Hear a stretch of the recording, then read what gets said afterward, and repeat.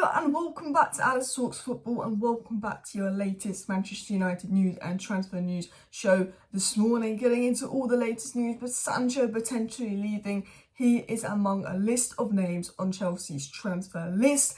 Manchester United are about to complete a signing and going to announce that today. And a surprise midfield signing that might not be Amrabat, that might not be Gravenberch. A player that we haven't been linked with is emerging on Man United's list. We will talk about the latest on Amrabat, Gravenberch, the McTominay Bayern situation, and more. So please do smash that like button. Of course, subscribe down below for new, and let's get into it. So the story started today saying just in Bayindir has signed his Manchester United contract. He is now a Manchester United player. That has come out today. He is set to be announced as a United player today. Dean Henderson is set to complete his Crystal Palace move today, and there should be an announcement, bish, bash, bosh, done deal. Now, what's particularly exciting about this is Dean Henderson is sold for 20 million, Bayindir is signed for 4.3 million. There's 15.7 million left over, and the feeling is that has given United the funds to complete the Amrabat deal, because despite Samuel Luckhurst and other sources saying United aren't that interested in Amrabat, Fabrizio Romano Di Marzio and a lot of very, very good sources have said, look, Amrabat's top of the list. As soon as the sale's done, they're going to move for Amrabat. Now, I get and I see that a lot of you guys are fearful, saying, well, surely we're just going to put this funds towards Cucurella and completely ignore Amrabat and the midfield issue. And to be honest, it's United, it's the United board, it's United making awful decisions, so that is an awful decision, so it's something that United would likely do. But no, I generally believe that yes, Cucurella will be done after Bayindir, but also United will then focus on Amrabat, and I believe that story will heat up today. Now, a story that might heat up is a midfielder that we haven't been linked with that we might sign. Now, fingers crossed it's Terminator, but it's probably not Terminator, and fingers crossed it will be Kimmich, and it's probably not Kimmich. But this is what Dean Jones had said. He said, I'm starting to hear that Manchester United have an eye on a couple midfielders that haven't actually been mentioned. So maybe it's that they're going to spring a surprise in the next couple of days. So he's hearing a few midfielders that United are linked with or interested in that we haven't really been mentioned. So he said there could be something coming out in the next couple of days that might be quite surprising. Now, I can't say who this is because we've not been linked to them. But I can say, I mean, maybe if Amrabat goes wrong or they don't get Amrabat, maybe they've got some cheap panic signings up their sleeve. But fingers crossed for Tchouaméni, fingers crossed for Kimmich as well. Anyway, talking of the midfield situation, and maybe there could be two midfield signings because there's a possibility that Scott McTominay might leave. It was said that Manchester United were looking for 40 to 45 million for Scott McTominay earlier in the summer, but they could potentially accept less at this stage. Even if time is running out to bring in midfield reinforcements, Ten Hag would favour Amrabat. So, essentially, another source saying Ten Hag wants Amrabat. So Samuel Luckhurst saying we don't want Amrabat, but James Darko, Di Marzio, pretty much every source under the sun, Fabrizio Romano saying we do want Amrabat and that Ten Hag does want Amrabat. So I think if we don't sign Amrabat, that is on the board. Well, actually, that's on the Glazers for not releasing the funds for Amrabat. But essentially, they're saying United were looking for 40 to 45 million for Scott McTominay, but he's really not in the plans, that they might actually lower that price tag amid Bayern Munich's interest. And there is a feeling right now in Germany, and it's not really been reported much by English sources, but there's a feeling by reliable German sources that McTominay is very close to a move to Germany. So we'll have to see how that advances. Do subscribe for that, but I think McTominay to Bayern could heat up in these final days of the transfer window, and United are willing to lower the price. United would like Gravenberch and Amrabat. Well, that's what Ten Hag wants. That doesn't necessarily mean we'll get them. And McTominay being sold could allow that, or McTominay being sold could even allow this surprise new midfield signing to come in.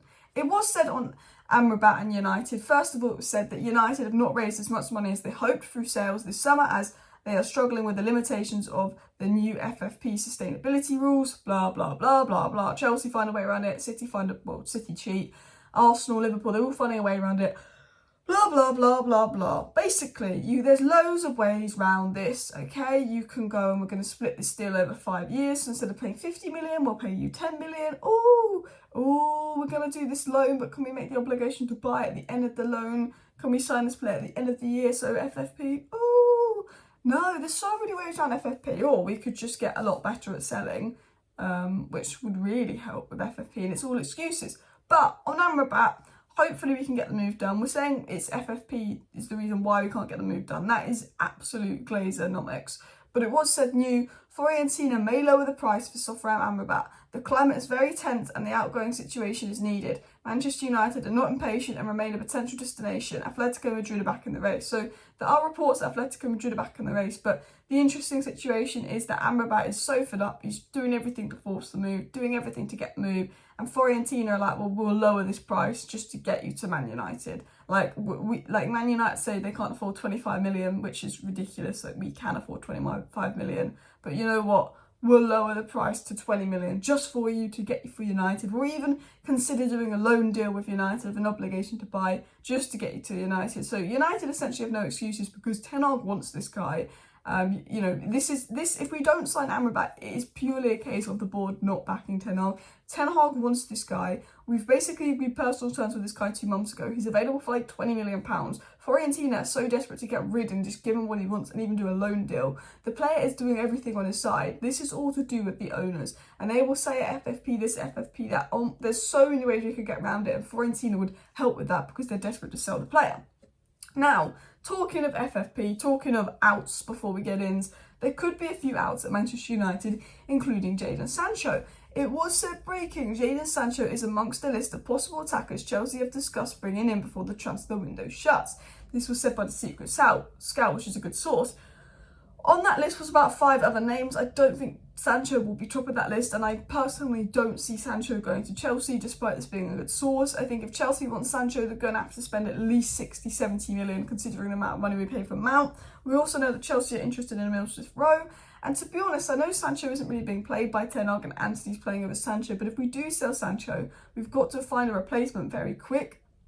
And unless you get Kvaratskhelia or Rafael Leao, I don't think there's really many replacements out there right now that we can afford, if you get what I'm saying. I don't think we would be able to afford those 2 stars. So I don't see Man United letting Sancho go because I don't think we have a replacement lined up with Sancho, like a realistic one, if you get what I mean. And I don't know if Chelsea would pay that much money for Sancho. And I think Chelsea have got a big list of targets. And also, I don't know if Chelsea's the right move for Sancho. Sancho hasn't got a lot of minutes at United this season. I will give him that, and I think that he's definitely frustrated in some sense because of that, and Antony playing a lot, and he had a good pre-season. It's not so much minutes, but actually Chelsea have about 100 different wingers. What's going to guarantee minutes at Chelsea? Like, that's the one team, if you're a winger right now, I probably wouldn't go to, because, you know, I know they sold a few, but they've still got like 100 wingers and no striker, and I'm surprised Chelsea aren't going for a striker.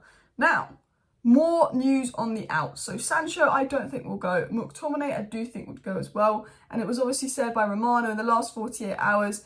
West Ham asked again for Maguire in a potential loan deal, but the answer from Man United was no. To find a replacement in defence under the FFP conditions, who would be at United's level, was considered too complicated as well. So Fabrizio Romano has come out and confirmed that obviously, you know, West Ham did generally want Maguire. They did inquire about going back in for Maguire. Obviously, Maguire wanted to go to West Ham. I was saying to United, oh, I'll leave if you let me go on loan. I'll leave if you let me go on loan. Of course you'll leave if we let you go on loan, because you can keep your 200 grand a week wages and you can go to West Ham for completely free, and United can make no money off you. You can play week in, week out for West Ham on your Man United wages. No doubt you wanted to go on loan. But United said to Maguire, you leave permanently or you stay, because we need a replacement. We need Todibo. In fact, please go and let us bring in Todibo.